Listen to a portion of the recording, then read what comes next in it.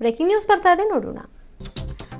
Okay, ಮೊದಲ ಹಂತದ ಚುನಾವಣೆ ಮುಗಿದ ಬಳಿಕ ರೇವಣ್ಣ ಅವರು ವಾಗ್ದಾಳಿಯನ್ನ ನಡೆಸಿದ್ದಾರೆ. ರಾಜಕಾರಣ ಕೂಡ ನಾನು ಮಾಡಿದ್ದೀನಿ, ಈಗ ಕೀಳು ಮಟ್ಟದ ರಾಜಕಾರಣವನ್ನ ಬಿಜೆಪಿ ನಡೆಸ್ತಾ ಇದೆ ಅಂತ ಹಾಸನದಲ್ಲಿ ರೇವಣ್ಣ ಸಿಡಿಮಿಡಿಗೊಂಡಿದ್ದಾರೆ.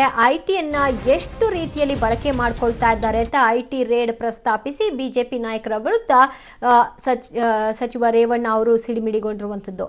ಎಲೆಕ್ಷನ್ ಸಂದರ್ಭದಲ್ಲಿ ನಮ್ಮ ಹುಡುಗರನ್ನೆಲ್ಲ ಬೇಕಂತಲೇ ಕೂರಿಸಿ ಗಾಡಿಗಳಲ್ಲಿ ಫೋಟೋಗಳನ್ನ ಕ್ಲಿಕ್ಕಿಸಿಕೊಳ್ಳಲಾಗಿದೆ, ಇದು ಯಾರಿಗೂ ಗೊತ್ತಿಲ್ವಾ ಅನ್ನುವಂಥ ಟೀಕೆಯನ್ನ ಮಾಡಿದ್ರು.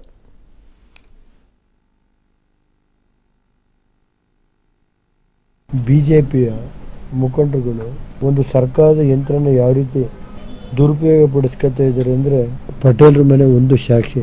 ಮಧ್ಯಾಹ್ನ 10 ಗಂಟೆಗೆ 5,000 ರೂಪಾಯಿ ಅವ್ರದ್ದು ಇದ್ದಿದ್ದು, ಅವ್ರ ಹೆಂಡತಿ ಇವ್ರಿಗೆ ಗೊತ್ತಿಲ್ದಂಗೆ ಎಷ್ಟೋ 20,000 ರೂಪಾಯಿ ಅವ್ರ ಹೆಂಡತಿ ಇಟ್ಕೊಂಡವ್ರೆ. ಅದ ಒಮ್ಮನ ದುಡ್ಡು ಹೋಯ್ತು. ಈಗ ಪಟೇಲ್ರಿಗೆ 7 ದಿನ 20 ಇಟ್ಕೊಂಡಿದ್ದು.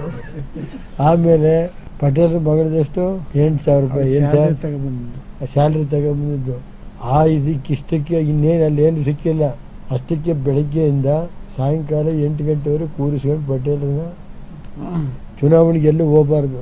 ನಮ್ಮ ಎಸ್ಕಾಟ್ ನನ್ನ ಕತೆ ಕೇಳ್ಬಿಟ್ರೆ ನೀವು, ರಾತ್ರಿ 12:30 ಸರ್ ನನ್ನ ಹಳ್ಳಿ ಎಲ್ಲ ಮುಗಿಸಿ ಬಂದು ವಾಪಸ್ ಹೋಗುವಾಗ ಅವನು ನಮ್ಮ ಥಿಯೇಟ್ರದು ರೂಮ್ ಮೇಲೆ ಮಾಡಿ ಮೇಲೆ ಫಸ್ಟ್ ಫ್ಲೋರಲ್ಲಿ ಅವನು ಇಲ್ಲಿ ನಮ್ಮ ಮನೆಯಿಂದ ಹಂಗೆ ಕಾಂಪೌಂಡ್ನಾಗ ಆ ಕಡೆ ಕೂತಿದ್ದಾನೆ ಮೇಲೆ ಥಿಯೇಟ್ರ್ ಒಳಗೆ ಮೇಲಿರೋದು ಅವನು.